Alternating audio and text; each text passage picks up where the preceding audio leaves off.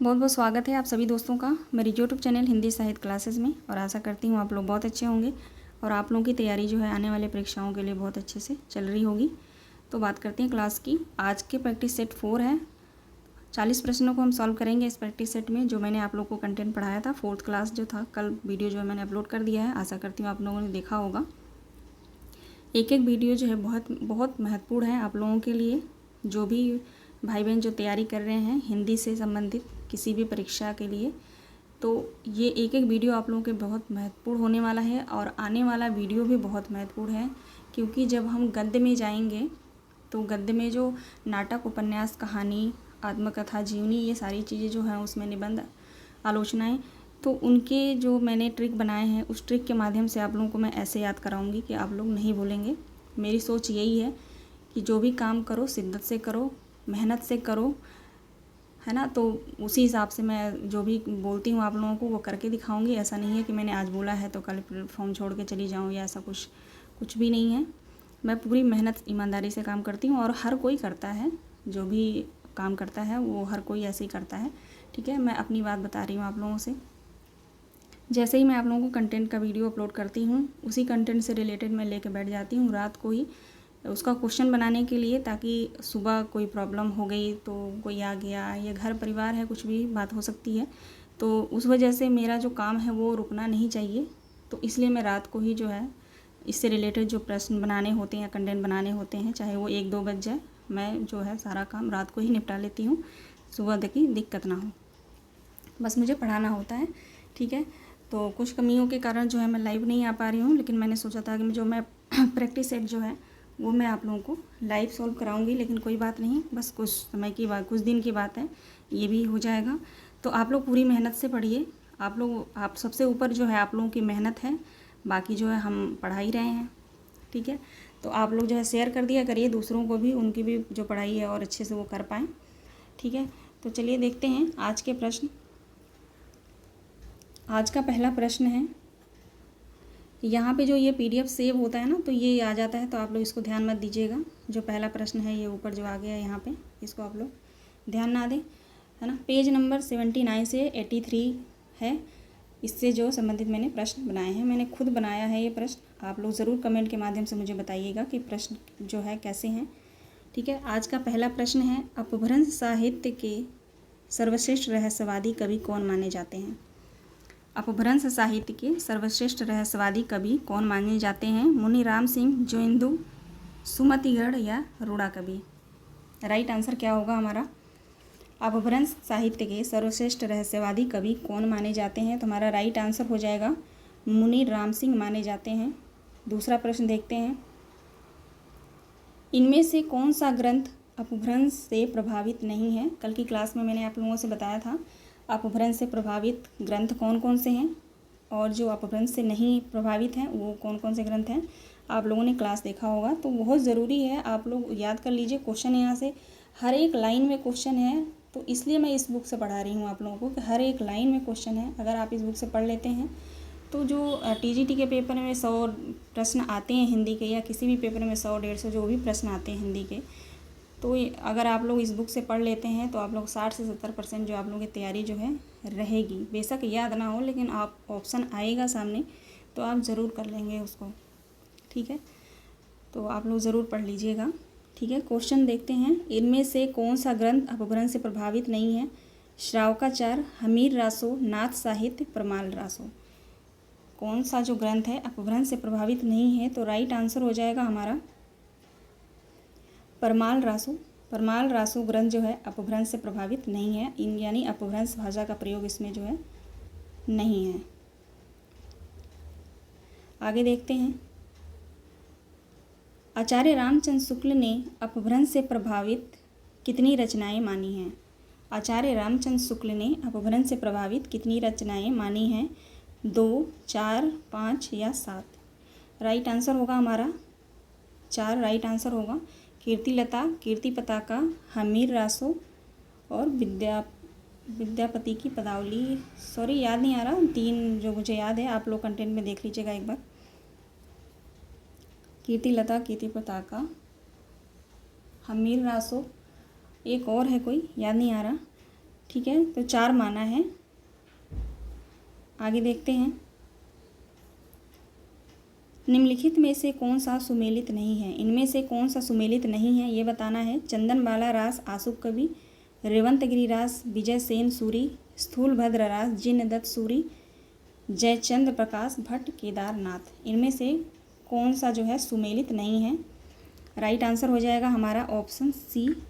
Option C जो है यह सुमेलित नहीं है। बाकी जो चंद्रबाला रास आशुक कवि राइट है, रेवंतगिरी रास भी विजय सेन सूरी की है, बिल्कुल सही है। जयचंद्र प्रकाश केदारनाथ भट्ट का है, बिल्कुल सही है।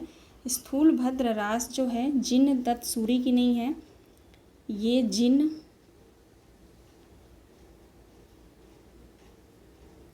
धर्म सूरी की है, जिन धर्म सूरी की है स्थूलभद्र रास। और जिनदत्त सूरी क्या है, संदेश रास नहीं, सॉरी संदेश रासक नहीं, अभी मुझे याद नहीं आ रहा, अभी जैसे ही याद आता है मैं बताती हूँ। स्थूलभद्र रास का जो है, स्थूलभद्र रास का जो है ये जिन धर्म सूरी है, ये जिनदत्त सूरी जो है नहीं है। तो राइट आंसर हमारा जो है सी हो जाएगा। आगे देखते हैं, कभी कभी ऐसा होता है जुबान पे ही होता है, बताने लगो तो वो याद नहीं आता, जैसे याद आता है मैं आप लोगों को बताती हूँ। मिस्र बंधुओं ने मिस्र बंधु विनोद के प्रथम संस्करण में आरंभिक काल के अंतर्गत कितने कवियों को स्थान दिया है? मिस्र बंधुओं ने मिस्र बंधु विनोद के प्रथम संस्करण में आरंभिक काल के अंतर्गत कितने कवियों को स्थान दिया है? तो 20 कवि, 22, 19 या 17, कितने कवियों को स्थान दिया है ये बताना है। राइट आंसर क्या होगा? ये सब मैंने आप लोगों को कंटेंट में पढ़ाया होगा, जो जिसने भी कंटेंट पढ़ा होगा उसको क्वेश्चन जो है बहुत अच्छे लगेंगे, वो आराम से आसानी से सॉल्व कर सकता है इसको। राइट आंसर हो जाएगा हमारा ऑप्शन सी। अगला प्रश्न है, अपभ्रंश भाषा में दोहा काव्य का आरंभ किस कवि से माना जाता है?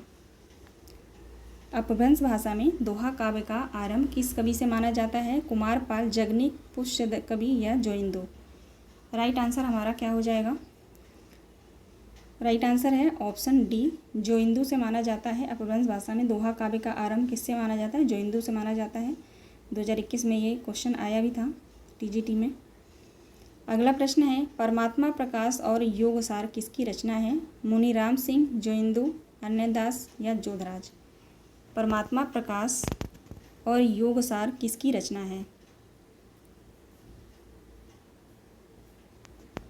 राइट आंसर होगा जोइंदू की रचना है। ये दोनों याद रखेंगे आप लोग, परमात्मा प्रकाश और योगसार जोइंदू की रचना है।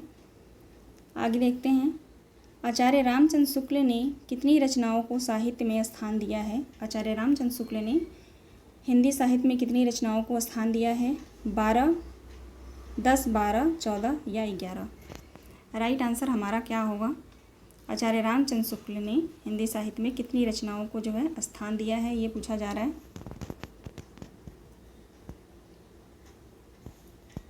राइट आंसर हो जाएगा 12 रचनाओं को इन्होंने साहित्य में स्थान दिया है। जो 4 जो है अपभ्रंश से प्रभावित रचनाएं थी जो मैंने आपको बताया था, और 8 रचनाएं जो हैं वो देश भाषा यानी जो लोकल भाषा थी उससे प्रभावित थी।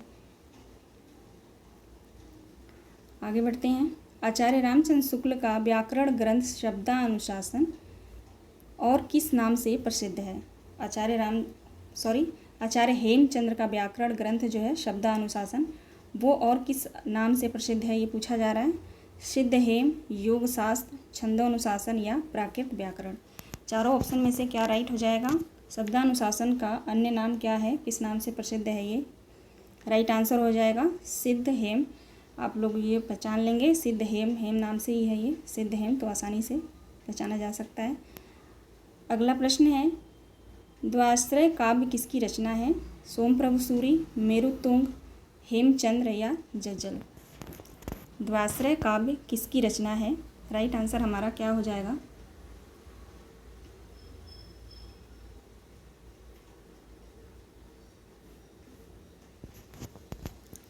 राइट आंसर होगा हेमचंद्र। ये द्वाश्रय जो काव्य है, आचार्य रामचंद्र शुक्ल ने द्वाश्रय काव्य जो है ये किसका ग्रंथ माना है? तो हेमचंद्र का ग्रंथ माना है उन्होंने, आचार्य रामचंद्र शुक्ल के अनुसार जो है ये प्रश्न है। आगे बढ़ते हैं। प्रबंध चिंतामणि नामक ग्रंथ किसका है? प्रबंध चिंतामणि नामक ग्रंथ किसका है? मेरुतुंग, सोनप्रभु सूरी, हेमचंद्र या इनमें से कोई नहीं। प्रबंध चिंतामणि नामक ग्रंथ किसका है? राइट आंसर हो जाएगा हमारा ऑप्शन ए, मेरुतुंग की रचना है ये प्रबंध चिंतामणि। आगे बढ़ते हैं। अगला प्रश्न है, लक्ष्मीधर की रचना प्राकृत पेंगलम के लिए असत्य कथन बताना है। यहाँ पे असत्य रहेगा।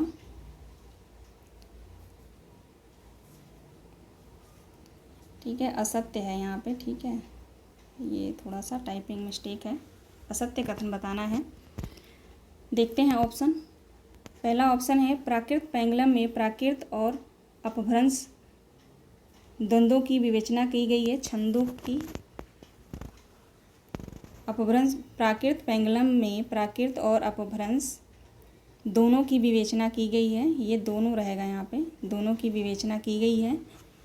ऑप्शन बी है, प्राकृत पेंगलम को प्राकृत पिंगल सूत्र भी कहा जाता है। सी ऑप्शन है, प्राकृत पेंगलम की टीका वंशीधर नामक किसी विद्वान ने लिखा था। लास्ट जो ऑप्शन है वो सभी कथन सत्य हैं। तो राइट आंसर इससे क्या हो जाएगा हमारा? इसका राइट आंसर होगा ऑप्शन डी, ये सभी कथन जो हैं सत्य हैं।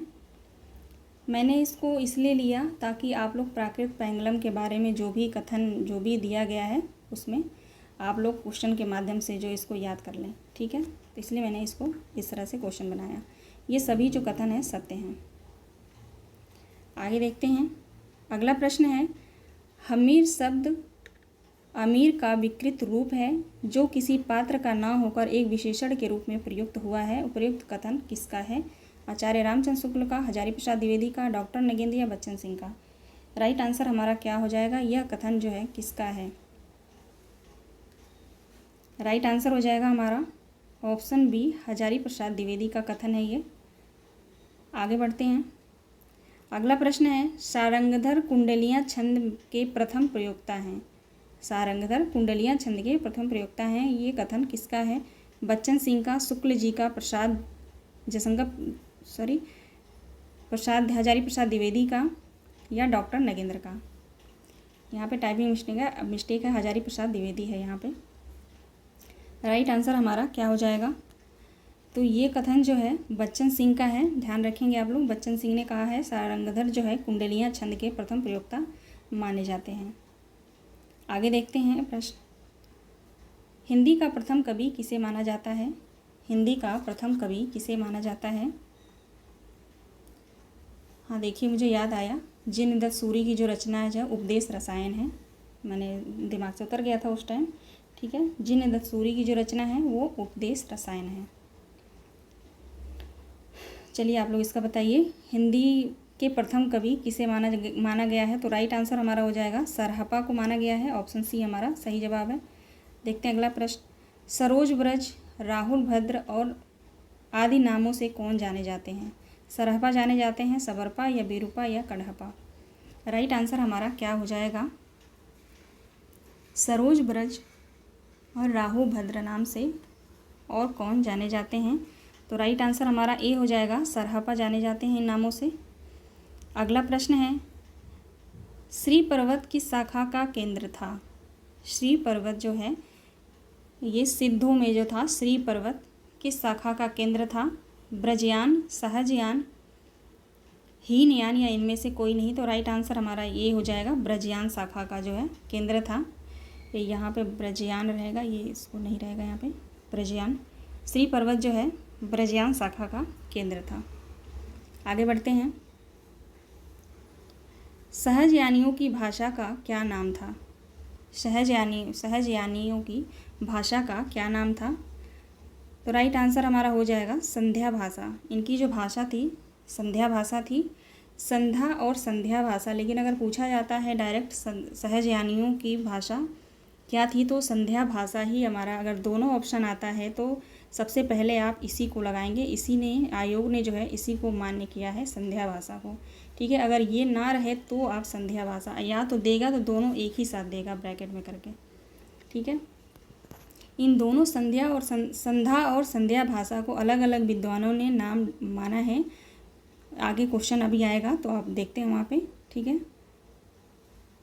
आगे देखते हैं, 84 सिद्धों के नाम किस ग्रंथ में मिलते हैं? वर्ण रत्नाकर, दोहा कोश, योगचर्या या प्राकृत पेंगलम। 84 सिद्धों के नाम किस ग्रंथ में मिलते हैं? राइट आंसर हमारा हो जाएगा ऑप्शन ए, वर्ण रत्नाकर। अब्दुल रहमान की रचना है वर्ण रत्नाकर, उसमें जो है 84 सिद्धों के जो है नाम मिलते हैं।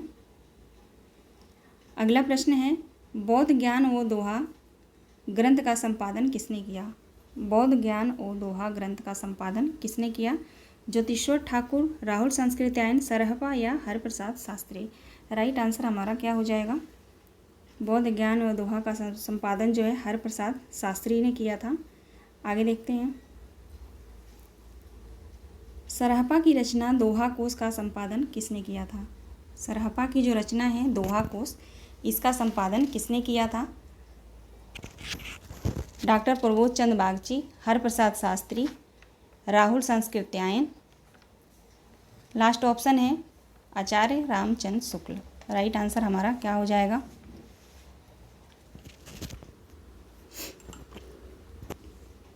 राइट आंसर हो जाएगा हमारा ऑप्शन ए, डॉक्टर प्रबोध चंद बागची। अगला प्रश्न देखते हैं, राहुल संस्कृत्यायन ने सरहपा का समय क्या माना है? राहुल संस्कृत्यायन ने सरहपा का समय क्या माना है? राइट आंसर हमारा क्या हो जाएगा?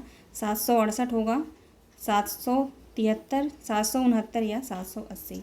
राइट आंसर हमारा क्या होगा? राहुल संस्कृत्यायन के अनुसार सरहपा का समय क्या माना गया है? सही जवाब है हमारा 769। आगे देखते हैं, आक्रोश की भाषा का पहला प्रयोग सरहपा में ही दिखाई देता है, उपयुक्त कथन किसका है? आक्रोश की भाषा का पहला प्रयोग सरहपा में ही दिखाई देता है, यह कथन किसका है? देखते हैं, आचार्य रामचंद्र शुक्ल का है, राहुल संस्कृत्यायन का, बच्चन का या डॉक्टर नगेंद्र का। राइट आंसर हमारा क्या होगा? आक्रोश की भाषा का पहला प्रयोग सरहपा में ही दिखाई देता है, यह जो है बच्चन सिंह ने कहा है। राइट आंसर हमारा सी हो जाएगा, बच्चन सिंह। अगला प्रश्न है, सिद्धों की भाषा को संध्या भाषा नाम किसने दिया? सिद्धों की भाषा को संध्या नाम किसने दिया? राइट आंसर हमारा ऑप्शन डी हो जाएगा, मुनि दत्त तथा अद्वैय ब्रज ने। आगे है, शबरपा के गुरु कौन थे? सरहपा, लुइपा, बीरूपा, कढ़पा। शबरपा के गुरु कौन थे? राइट आंसर हो जाएगा हमारा सरहपा। सरहपा जो है सबरपा के गुरु थे और सबरपा इनके शिष्य थे। आगे बढ़ते हैं, लुइपा किसके शिष्य थे? पूछा जा रहा है लुइपा किसके शिष्य थे? बीरूपा के, कढ़पा के, सबरपा के या डोम्बिपा के। लुइपा किसके शिष्य थे? राइट आंसर हमारा क्या होगा? तो लुइपा जो है सबरपा के शिष्य थे। सबरपा किसके शिष्य थे? सरहपा के, और लुइपा जो है इनके शिष्य थे। ये गुरु शिष्य की परंपरा जो है आप लोग ध्यान रखेंगे। अगला प्रश्न है, चर्या पद किसकी पुस्तक है? सरहपा की, बीरूपा की, सबरपा की, डोम्बिपा की। चर्या पद जो है किसकी पुस्तक है? राइट आंसर हो जाएगा हमारा शबरपा की। चर्या पद जो पुस्तक है वो शबरपा की है। चर्या पद जो है ये अनुष्ठान जो बौद्ध में, सिद्धों में जो है अनुष्ठान जब वो करते थे उसी समय जो है ये ग्रंथ कहाँ गया? हाँ, चर्या पद ये रहा ना। चर्या पद जो अनुष्ठानों के समय गाया जाता है सिद्धों में, ठीक है। आगे है, सिद्धों का दोहा और चर्या पद संत साहित्य में किसमें रूपांतरित हो गया? जो सिद्धों का जो था दोहा और चर्या पद वो संत साहित्य में किस नाम से जाना जाता है? ये क्वेश्चन है ऐसे। तो जो हमारा राइट आंसर हो जाएगा ऑप्शन डी हो जाएगा। सिद्धों में जो है, संतों में जो है, संत साहित्य में इसको चर्या पद को साखी और शब्दी नाम से जाना जाता है। लुइपा का जन्म कब हुआ था? लुइपा का जन्म कब हुआ था? 733, 774, 776 या 777। लुइपा का जन्म जो है कब हुआ था? राइट आंसर हो जाएगा 773। ध्यान रखेंगे आप लोग। सरहपा का जो जन्म कब था? तो 769, लुइपा का 773। आगे बढ़ते हैं। विनय तोष भट्टाचार्य के अनुसार सरहपाद का समय सीमा क्या मानी गई है? विनय तोष भट्टाचार्य के अनुसार सरहपा की समय सीमा क्या मानी गई है? तो राइट आंसर हमारा बी हो जाएगा 990 संवत में, और ईस्वी में देखा जाए तो 633 ईस्वी। आगे बढ़ते हैं। लुइपा का जन्म किसके शासनकाल में हुआ था? लुइपा का जन्म किसके शासनकाल में हुआ था? धर्मपाल, रामपाल, श्यामपाल या घनश्याम? राइट आंसर है हमारा धर्मपाल के समय में लुइपा का जन्म हुआ था। शासनकाल में। आगे देखते हैं। योगचर्या अक्षर दिवोकोश किसकी रचना है? लुइपा की है, कण्हापा की है, विरूपा की है या डोम्बिपा की है? योगचर्या अक्षर विकोपदेश जो रचना है ये किसकी है? तो राइट आंसर हमारा डी हो जाएगा, ये डोम्बिपा की है। डोम्बिपा का जो जन्म हुआ वो मगध में हुआ था। आगे देखते हैं। डोम्बिपा किसके शिष्य थे? विरूपा के, कण्हापा के, सबरपा के या लुइपा के? डोम्बिपा जो थे वो किसके शिष्य थे, यानी इनका गुरु कौन था? तो डोम्बिपा जो है विरूपा के शिष्य थे, यानी विरूपा इनके जो है गुरु थे। आगे बढ़ते हैं। सिद्धों में सर्वश्रेष्ठ विद्वान तथा सबसे बड़े कवि किसे माना जाता है? सिद्धों में सर्वश्रेष्ठ विद्वान तथा सबसे बड़े कवि किसको कहा जाता है? लुइपा को, कण्हापा को, सबरपा को या सरहपा को? क्वेश्चन आ चुका है ये। सिद्धों में सर्वश्रेष्ठ विद्वान तथा सबसे बड़े कवि किसे माना जाता है? हमारा राइट आंसर हो जाएगा कण्हापा। ऑप्शन बी हमारा सही जवाब है। आगे बढ़ते हैं। कण्हापा को कवित्व और पांडित्य में बेजोर किसने कहा है? कण्हापा को कवित्व और पंडित में बेजोर किसने कहा है? बच्चन ने, रामनरसिंह त्रिपाठी, राहुल संस्कृत्यायन या रामस्वरूप चतुर्वेदी? राइट आंसर होगा हमारा राहुल संस्कृत्यायन ने कहा है। ऑप्शन सी हमारा सही जवाब है। आगे बढ़ते हैं। कण्हापा के गुरु कौन थे? अब यहाँ पे पूछा जा रहा है कण्हापा के गुरु कौन थे, तो राइट आंसर हमारा ऑप्शन डी हो जाएगा, जलंधरपा जो है इनके गुरु थे। आगे देखते हैं। 84 सिद्धों में किसका तब सबसे प्रथम तथा सबसे ऊंचा स्थान है? ये दो क्वेश्चन में बहुत कन्फ्यूजन होता है, जो यहाँ पे मैंने आप लोगों को ऊपर बताया कण्हापा का, आप लोग ध्यान रखेंगे। सिद्धों में सर्वश्रेष्ठ विद्वान तथा सबसे बड़े कवि अगर पूछा जाता है तो कण्हापा होंगे, और यहाँ पे जो है लुइपा के बारे में पूछा जा रहा है। यहाँ पे जो मैंने आंसर ही बता दिया। 84 सिद्धों में किसका सबसे, यहाँ पे नहीं है, तब नहीं होगा, सबसे प्रथम तथा सबसे ऊंचा स्थान किसका है? तो यहाँ पे हमारा राइट आंसर हो जाएगा ऑप्शन ए, लुइपा का। ये दो क्वेश्चन में बहुत कन्फ्यूजन होता है, तो आप लोग इसको क्लियर से ध्यान से याद कर लेंगे। आगे बढ़ते हैं। अगला प्रश्न है, कण्हापा का जन्म कहाँ हुआ था? कण्हापा का जन्म कहाँ हुआ था? तो कर्नाटक में हुआ था इनका जन्म, कण्हापा का। अगला प्रश्न है, डोम्बिपा का जन्म कब हुआ था? डोम्बिपा का जन्म कब हुआ था? 840, 820, 830 या 833? राइट आंसर हमारा क्या होगा? तो डोम्बिपा का जन्म जो है 840 में हुआ था, और कण्हापा का अगर पूछता है तो ये जो है 820 जो है ये कण्हापा का जन्म का समय है। अगला प्रश्न है, सिद्धों की साधना में शून्य का पूरक तत्व क्या था? सिद्धों की साधना में शून्य का पूरक तत्व किसे माना गया था? चित्र को, अग्नि को, ज्ञान को या ब्रज को? तो राइट आंसर हमारा होगा ज्ञान को माना गया था। सिद्धों में साधना के शून्य के पूरक तत्व किसे माना गया था? ज्ञान को माना गया था। राइट आंसर हमारा सी हो जाएगा। ठीक है, जितना मैंने पढ़ाया था उससे जो क्वेश्चन बनते हैं मैंने बनाया है, कहीं से भी मैंने छोड़ा नहीं है। जो बहुत लोकल नहीं पूछा जाता उनको ही मैंने छोड़ा है। तो आशा करती हूँ आप लोगों को क्वेश्चन जो है पसंद की बात नहीं है, वो याद कर लीजिए आप लोग। कुछ भी इसमें ये नहीं कहा जा सकता कि इम्पोर्टेंट नहीं है। ठीक है, सारे क्वेश्चन, सारे जो मैटर मैं आप लोग पढ़ा रही हूँ बहुत वेरी वेरी इंपॉर्टेंट है। आप लोग खुद पढ़ रहे होंगे, आप तैयारी इतने 1 साल से कर ही रहे हैं, आप लोगों को खुद पता चल जाएगा, आप लोग क्लास में देखेंगे और पढ़ेंगे तो। ठीक है, तो आप लोग पूरी वीडियो को ज़रूर देखा करें, है ना। चलिए मिलते हैं नेक्स्ट वीडियो में। आप सभी दोस्तों का बहुत बहुत धन्यवाद। आप लोग अपना ख्याल रखिए।